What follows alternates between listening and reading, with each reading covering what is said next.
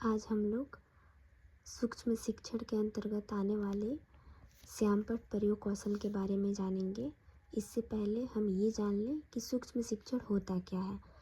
सूक्ष्म शिक्षण एक ऐसी शिक्षण विधि है जो कक्षा की जटिलता तथा विस्तार को घटा के एक लघु यानी मतलब छोटा रूप कर देती है। जैसे कि अगर कोई ब्रॉड टॉपिक है उसको वो शॉर्ट्स करके बताया जाएगा। और इस प्रक्रिया में स्टूडेंट की कोई भूमिका नहीं होती है। इसमें एक साइड में आपके टीचर्स होंगे, दूसरे साइड में आपकी कॉलेज के ही स्टूडेंट होंगे जो आपके सहपाठी हैं, वो लोग होंगे और वो बैठे रहेंगे। फिर आपको वहाँ पे टीचिंग करानी है और आपकी टीचिंग के अंतर्गत हुई जो भी कमियां होंगी उनको टीचर या आपके सहपाठी ही आपकी प्रतिक्रिया देके आपको उसमें सुधार का मौका देंगे।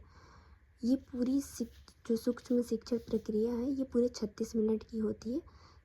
कहीं कहीं पे इससे कम भी होता है बट ये जनरली 36 मिनट का ही होता है, जिसमें शुरू के 6 मिनट होते हैं योजना बनाना।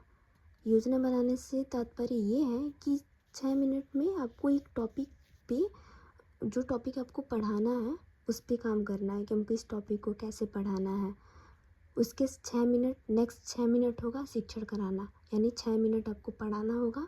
फिर देन आगे के 6 मिनट हैं आपको फीडबैक मिलेगा कि आपने जिसको पढ़ाया है आप उनसे क्वेश्चन पूछेंगे, फिर वो लोग फीडबैक देंगे तो आपको समझ में आएगा कि उनको समझ में आया है कि नहीं। अगर समझ में आया तो ठीक है, ये माइक्रो टीचिंग वहीं पे ख़त्म हो जाएगी। अगर नहीं आया समझ में तो फिर आपको 12 मिनट का टाइम मिलेगा। उस 12 मिनट में आपको फिर से अपना नया लेसन प्लान बनाना होगा। फिर 6 मिनट शिक्षण करवाएंगे, फिर 6 मिनट प्रतिपुष्टि यानी फीडबैक मिलेगा आपको। ये हो गया पूरा एक साइकिल होता है सूक्ष्म शिक्षण का। उसी के अंतर्गत आज हम लोग श्यामपट्ट प्रयोग कौशल के बारे में जानेंगे। इस कौशल के बारे में ये होता है कि आपको जो मेन टॉपिक होता है उसको बोर्ड पे लिखना होता है और बोर्ड पे लिखते टाइम ये भी ध्यान आपको रखना होगा कि आप किस एंगल में खड़े हो, बच्चों को क्लियरली वो बोर्ड विजिबल है कि नहीं है। वहाँ पे आपको 45 डिग्री के एंगल पे खड़ा होना होता है। अगर आप एक वर्ड्स लिख रहे हैं तो उसकी इंचेस को ध्यान में रखना होता है कि पीछे बैठे बच्चों को भी उतना ही अच्छे से दिखे जितने सामने जो बच्चे बैठे हैं उनको दिख रहा हो। जैसे 1 से 1.5 इंच का लिखना होता है।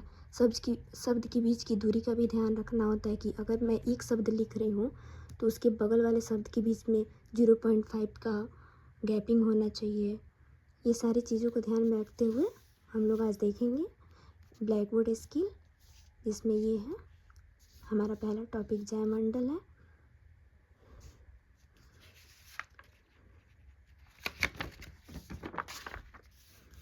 दूसरा ज्वालामुखी है।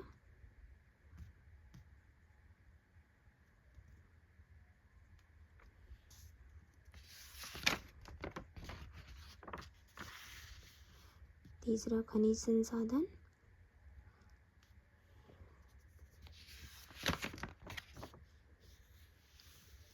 चौथा भूकंप। देन 5वां वर्षा। किसी किसी कॉलेज के फॉर्मेट अलग होते हैं बट जो ये मेरे कॉलेज का है इस कॉलेज में यही फॉर्मेट काम करता है, इसलिए मैंने इस पे बनाया है। Thank you.